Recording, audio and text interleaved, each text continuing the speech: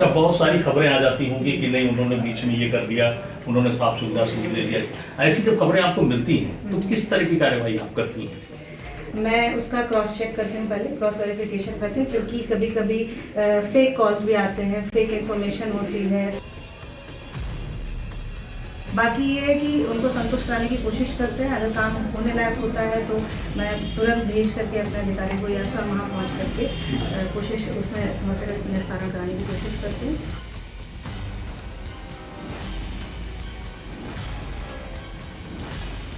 तो मेरे साथ ऐसा था कि मैंने वही चीज़ चुनी जो मैं चाह रही थी।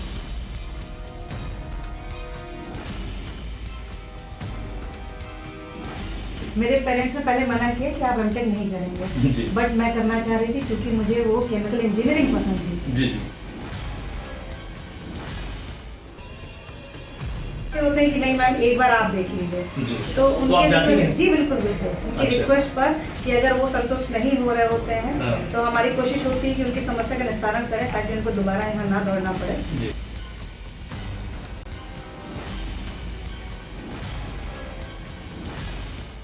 नमस्कार, आप देख रहे हैं अमृत प्रभा टीवी। आज हमारे साथ एक ऐसी शख्सियत हैं जिन्होंने कम उम्र में एक बड़ी कामयाबी हासिल की है। हम बात कर रहे हैं रायबरेली की उप जिलाधिकारी शिखा संखवार जी की। हम उन्हीं के साथ बैठे हुए हैं। दूसरी बात यह है कि 2018 बैच की पीसीएस अधिकारी हैं और आज हम इनकी ज़िंदगी के सफ़र और इनकी कामयाबी और संघर्ष की दास्तान और उसकी कहानी आपसे शेयर करेंगे।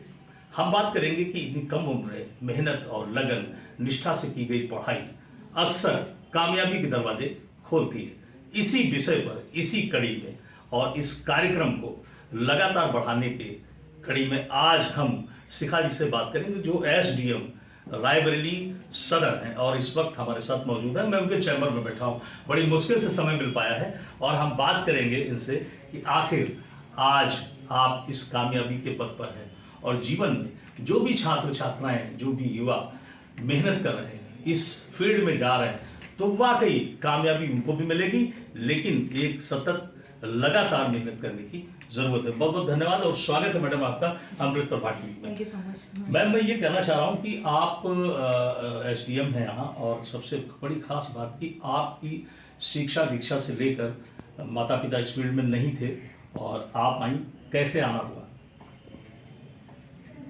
जी बेसिकली शुरुआत से ही तो हम लोग आईआईटी में जाने की एक ड्रीम रखते हैं। जी जी। और हमारे यहाँ भी ऐसा ही था, हम लोग का थोड़ा मैथ साइड स्ट्रॉन्ग था। जी मैं और मेरे ब्रदर ने बीटेक किया है जी। और जो मेरी छोटी सिस्टर है उन्होंने वो डॉक्टरी की लाइन ऑप्ट की। जी। तो स्टार्टिंग हमारी ऐसे ही होती है कि हमारा जो ग्रेजुएशन है वो इंजीनियरिंग में है। जी जी। मैंने एमटेक उसके बाद किया है केमिकल इंजीनियरिंग में आईटी दिल्ली से। उसके बाद क्योंकि मेरे पेरेंट्स में मेरे फादर की स्पेशली उनकी चाह थी कि हमारे जो बच्चे हैं वो प्रशासन में जाएं। जी। तो कहीं ना कहीं पहले तो इंटरेस्ट नहीं था हमारा जाने का, बट कुछ लोगों से ऐसे मुलाकात हुई, कुछ ऐसा फैसिनेशन हुआ कि ये कुछ अलग जॉब है, यूनिक जॉब है, यहाँ पे रिस्पेक्ट है, आपका पावर है और जो भी आप लोगों के लिए काम कर सकते हैं, उनको न्याय दिला सकते हैं, उसमें जो आपको एक सेटिस्फैक्शन मिलता है वो मुझे लगता है कि किसी और सर्विस में आपको उस तरीके का नहीं मिल सकता है। तो कहीं ना कहीं all these things motivated me कि मैं इस प्रिपरेशन में जाऊँ, सिविल सर्विसेज के प्रिपरेशन में जाऊँ। और अल्टीमेटली यही है कि मेरे ब्रदर भी हैं इंडियन पुलिस सर्विस में और मैं अभी यहाँ पर एसडीएम के पद पे। मैम, आप कानपुर की रहने वाली हैं और कानपुर एक बड़ा शहर है, इंडस्ट्रियल एरिया है।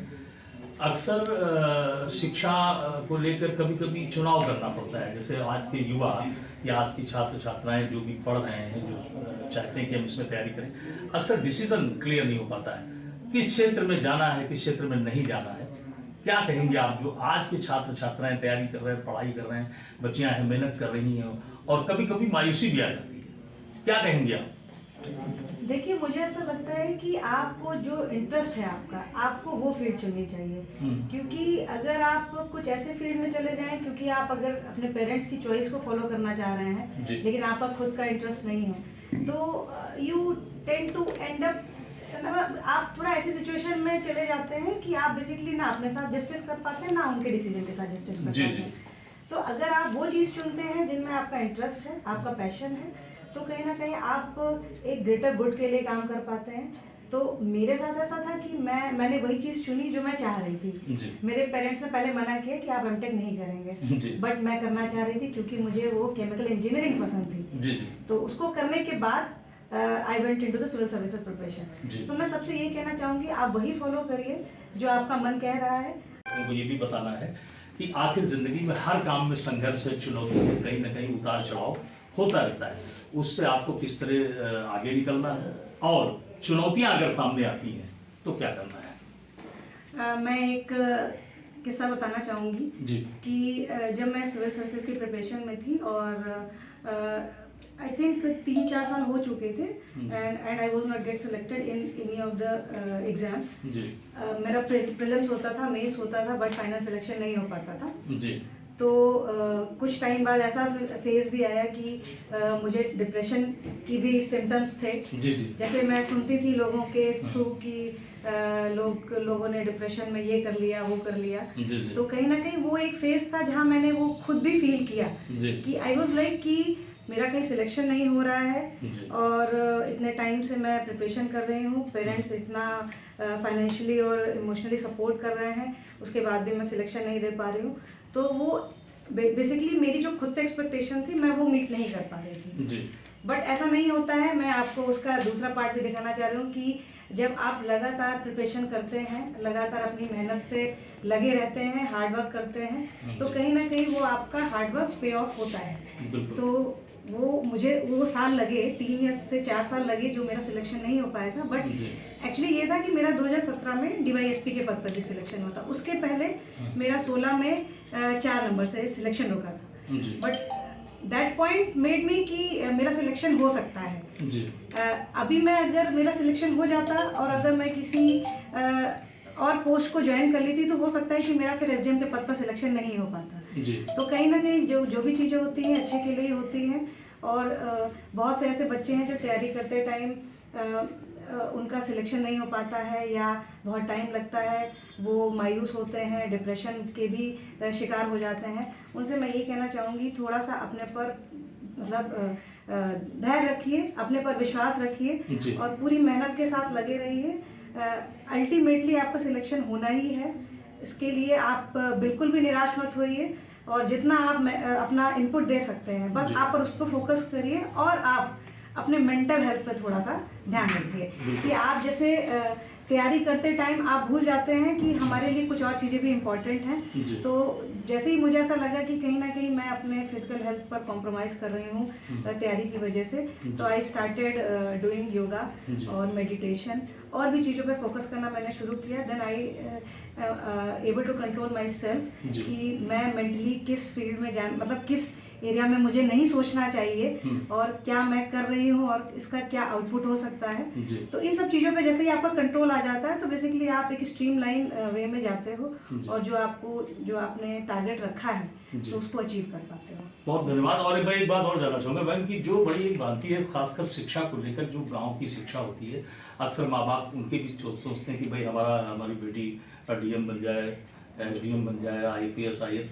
ऐसे में जो गांव की शिक्षा है, प्राथमिक शिक्षा है, जूनियर हाई स्कूल की शिक्षा है, तो गांव में लोग कहते हैं कि नहीं साहब वो उस लेवल पे कहाँ हम लोग पहुँच पाएंगे। अक्सर माँ बाप के पास उतनी आर्थिक व्यवस्थाएं नहीं होती, लेकिन फिर भी उनकी कामयाबी के लिए उनके बच्चों को क्या कहेंगी जो वाकई गाँव से तैयारी कर रहे हैं और फिर उन्हें लगता है कि हमें वो सुविधाएँ नहीं मिल पा रही। क्या सुविधाएँ अक्सर बाधा पहुँचाती हैं किसी कामयाबी की मंजिल तक पहुँचने के लिए? सुविधाएं जरूरी हैं? आई वुड नॉट से कि ज़रूरी नहीं है, टू सम एक्सटेंट बिल्कुल ज़रूरी है।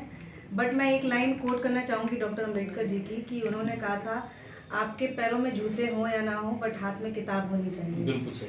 तो शिक्षा ही एकमात्र ऐसा माध्यम है जिसके द्वारा आप किसी भी एरिया में, किसी भी फील्ड में आप चेंज ला सकते हैं, और एक बहुत बड़ा चेंज ला सकते हैं। तो मैं सभी पेरेंट्स को जो हमारे गांव के हैं और जो हमारे शहर के हैं, उन सभी को मैं यही कहना चाहूँगी, आपने अपने बच्चों को पढ़ाएं, जितनी ज़्यादा से ज़्यादा अच्छी शिक्षा दे सकते हैं कोशिश करिए, उनको शिक्षा पर जोर दीजिए, केवल शिक्षा पे नहीं, जिस फील्ड में वो जाना चाहें। और इसके अलावा अगर आप जो सुविधाओं की बात कर रहे हैं तो हम लोग पूरी कोशिश कर रहे हैं कि जितने भी हमारे प्राथमिक विद्यालय हैं गांव के हैं, विजिट करके जो वहाँ मूलभूत सुविधाएं होनी चाहिए, जैसे प्रॉपर जो डाइट है, और वहाँ पे जो उनको ठंड के समय जो उनकी क्लोथिंग है और जो बुक्स वगैरह हैं, कोशिश हमारी यही रहती है कि वो उनको हर एक स्टूडेंट को वो उपलब्ध कराई जाए, ताकि उन वजह से कोई भी बच्चा पढ़ने से रुक ना पाए। जैसे कि टॉयलेट्स की व्यवस्था, साफ़ सफाई की व्यवस्था, हम लोग रेगुलर, हमारा एक वो होता है, टारगेट होता है कि हम लोग जो हमारे स्कूल हैं उनको विज़िट करते हैं, तो उनको कोशिश की जाती है कि हमारे सभी जितने भी प्रशासनिक अधिकारी हैं उनसे कोऑर्डिनेशन बिठा करके जो भी मूलभूत सुविधाएं हैं विद्यालय की, उनको हम पूरा करा सकें, ताकि बच्चे जो हैं वो अच्छी शिक्षा प्राप्त कर सकें। बाकी सभी पेरेंट्स को मैं ये कहना चाहूँगी, आप बच्चों के भविष्य को एक बहुत ही सीरियस ले करके कि उनका जो भविष्य है वो एजुकेशन में होना चाहिए, किसी काम में या किसी और अन्य फील्ड में नहीं होना चाहिए। तो मैं यही उनको मतलब उनसे अनुरोध करना चाहूँगी कि आप अपने बच्चों को ज़्यादा से ज़्यादा पढ़ाएं।